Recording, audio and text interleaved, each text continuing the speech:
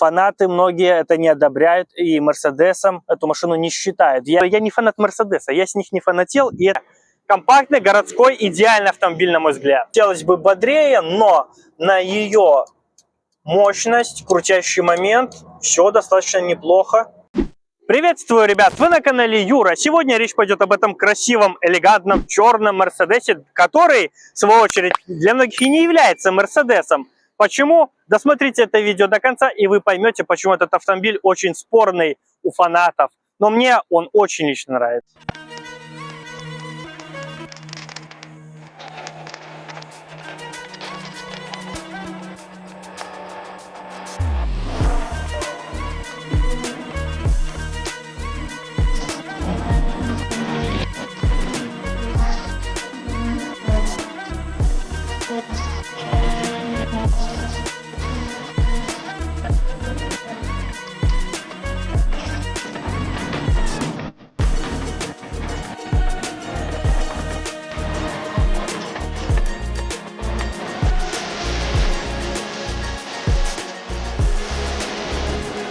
Это Mercedes A-класс, 177 кузов, 2020 год. И этот автомобиль был у меня на лайв-канале. Кстати, подписывайтесь на мой лайв-канал. Там осмотры, подборы, технические видео короткие. Все, именно такая новостная лента, все будет там. И там есть видео про осмотр этого автомобиля, как мы купили. Также была информация в телеге. Подписывайтесь также на мою телегу. Вся эксклюзивная информация именно там. Свежие новости также всегда выходит в первую очередь на канале в телеге. Первый спорный момент, почему этот автомобиль уже критикуют фанаты, именно потому что здесь передний привод, поперечное расположение двигателя. Не продольное на заднем приводе, как у классического Мерседеса, а поперечное на переднем приводе. Поэтому фанаты многие это не одобряют, и Мерседесом эту машину не считают. Я не фанат Мерседеса, я с них не фанател, и этот автомобиль мне интересен целиком, как автомобиль, а не как вот философия Мерседеса, все должно быть задний привод, все так, как... Нет.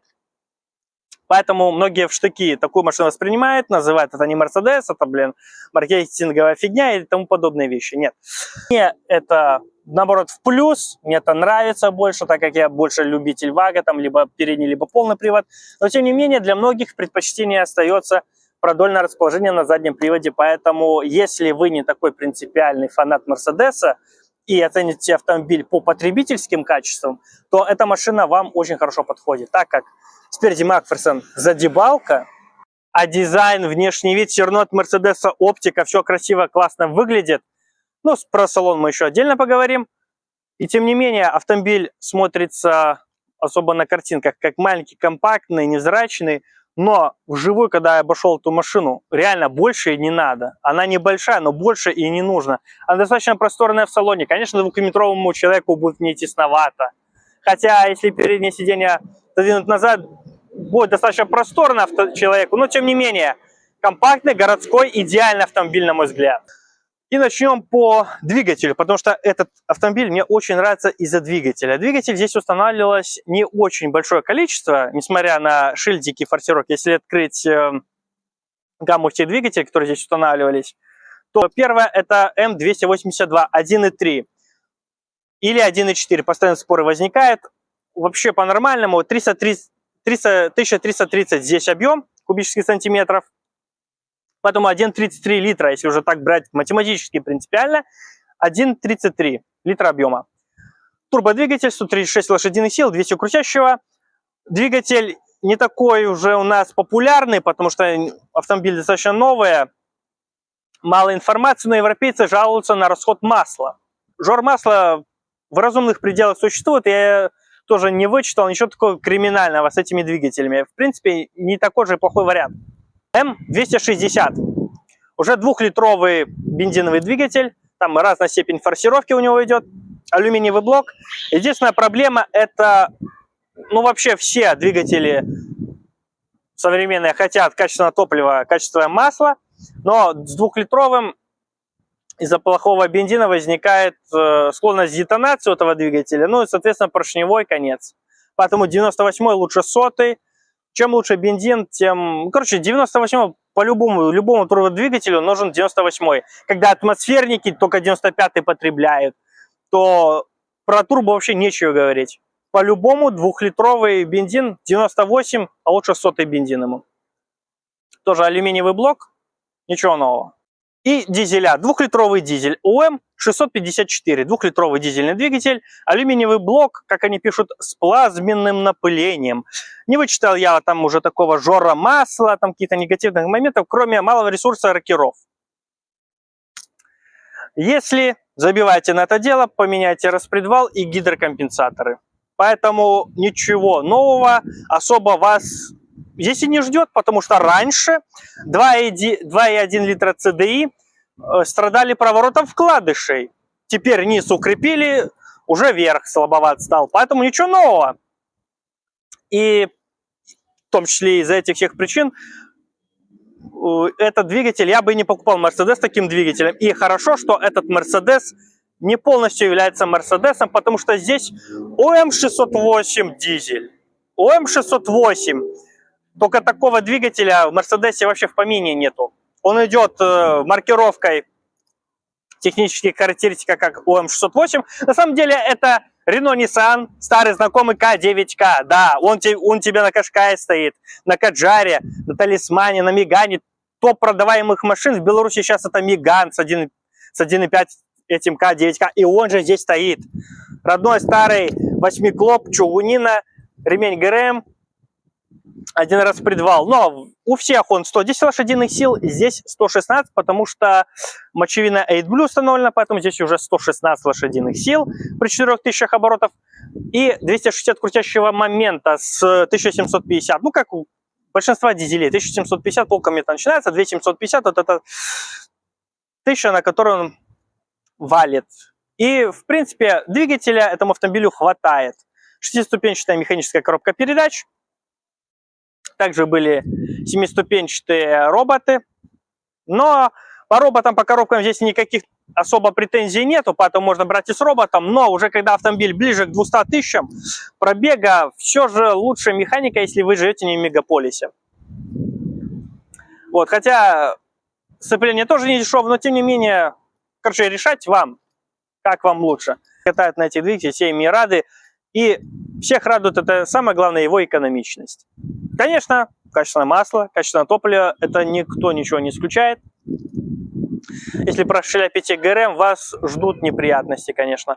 Но это самый лучший вариант для этого автомобиля, для этого А-класса, для этого Мерседеса. И именно такой я бы его и брал бы.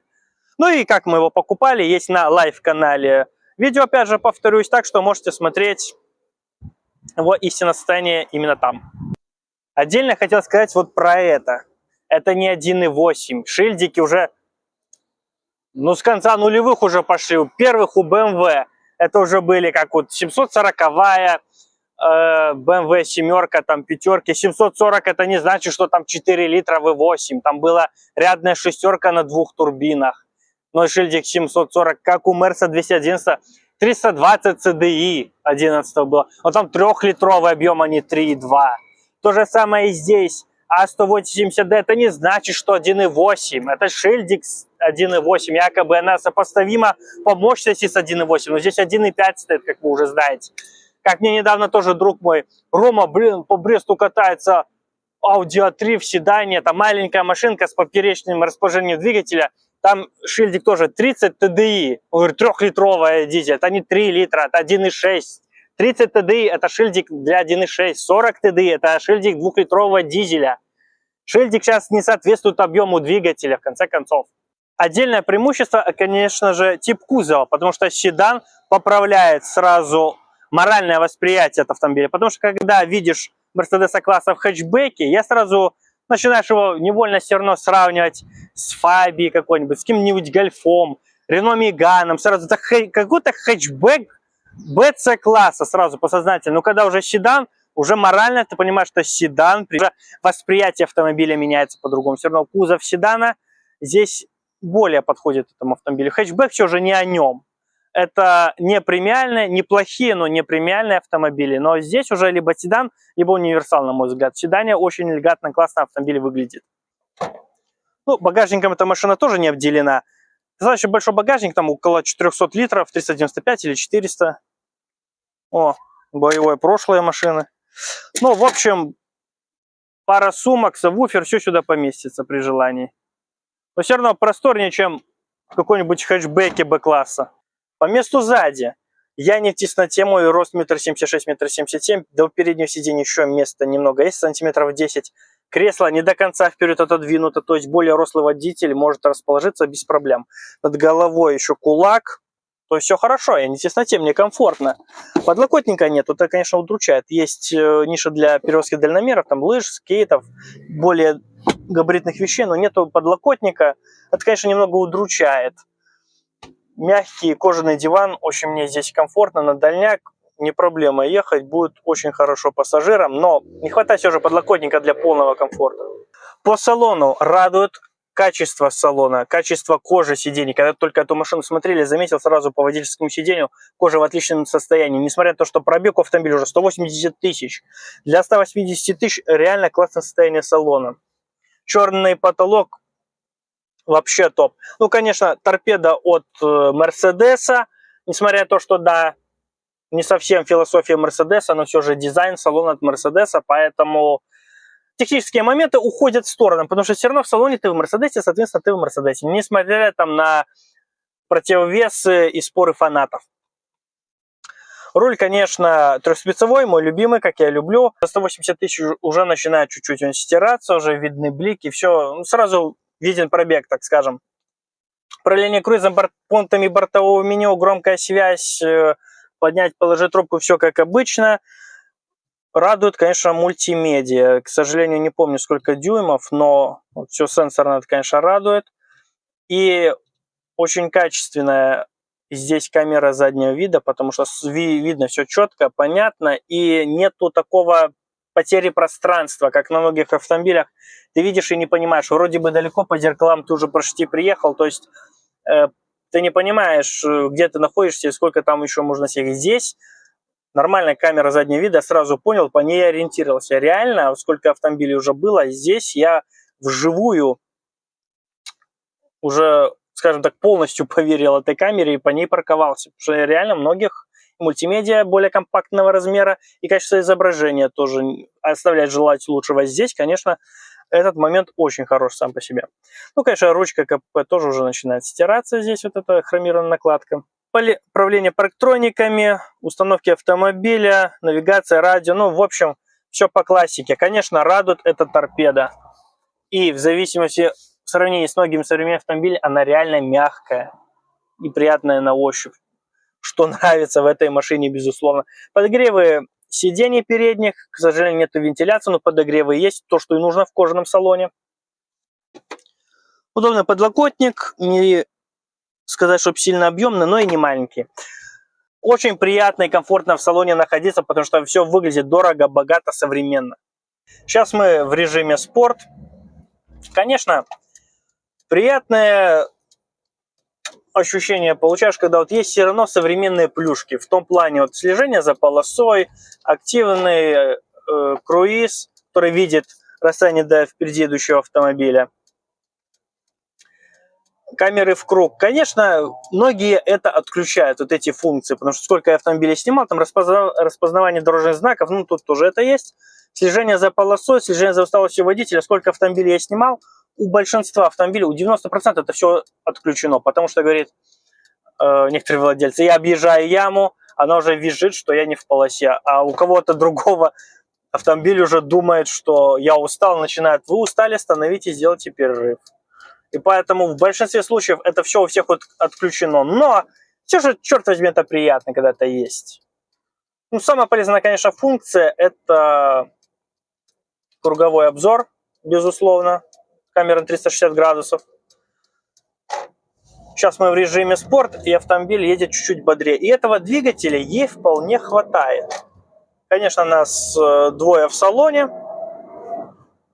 Но когда мы ее смотрели, тоже нас было 4 с кондиционером и под горочку машина шла достаточно уверенно. 80 км в час в горку шла без проблем. Вот. Конечно, хотелось бы бодрее, но на ее мощность, крутящий момент, все достаточно неплохо.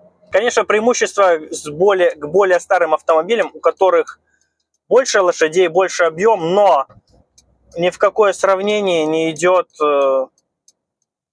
экономичность, потому что под 3000 и у вас пятая передача из 5, 100 км в час, хотелось бы больше, но уже 3000 и уже там расход больше будет. Все равно у многих, я это в плане к чему, что есть многие люди, которые раньше было надежнее, раньше было лучше, но тем не менее в плане экономичности, кстати, двигатель очень экономичен, тут в 4 литра, в 4,2 литра примерно можно в городе уложиться.